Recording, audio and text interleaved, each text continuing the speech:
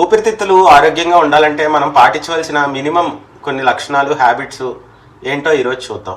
మెయిన్గా ఏంటంటే గాలి అన్నది ఎక్కువ నోస్తో పీల్చడానికే చూడండి. నోస్తో పీలిస్తేనే అది చక్కగా ఫిల్టర్ అవ్వడం, అలానే హ్యూమిడిఫై అవ్వడం, ఎయిర్ అన్నది లంగ్స్కి ఎలా రీచ్ అవ్వాలో అలా రీచ్ అవుతుంది. ఓరల్ హైజీన్ అన్నది చాలా ఇంపార్టెంట్ అండి. ఓరల్ హైజీన్ అన్నది ఖచ్చితంగా మెయింటైన్ చేయాలి. 2 పూట్ల బ్రష్ చేయడం, వీటి వల్ల ఏంటంటే ఆ రిస్క్ ఆఫ్ నిమోనియా అన్నది ఖచ్చితంగా తగ్గుతుంది. ఓరల్ హైజీన్ పెద్దవాళ్ళలో ఖచ్చితంగా మెయింటైన్ అవుతుందా లేదా అన్నది ఖచ్చితంగా అబ్జర్వ్ చేస్తుంది. మెయిన్గా ఇప్పుడు ఇళ్లలో వెంటిలేషన్ ఉండడం లేదండి. ఇంట్లో ప్రాపర్ వెంటిలేషన్ ఉండాలి.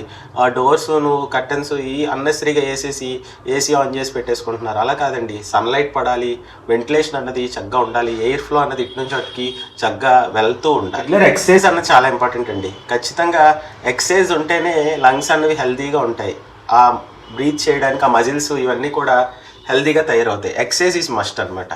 యాసిడ్ రిఫ్లెక్స్ తగ్గేలా చూసుకోండి. ఎందుకంటే యాసిడ్ రిఫ్లెక్స్ ఎప్పుడైతే మీ గ్యాస్ట్రిక్ కానీ ఇవన్నీ ఉంటాయో ఎయిర్వేస్ కూడా పాడవడానికి ఆస్కారం ఉందన్నమాట. మైక్రో ఆస్పిరేషన్ అంటారు.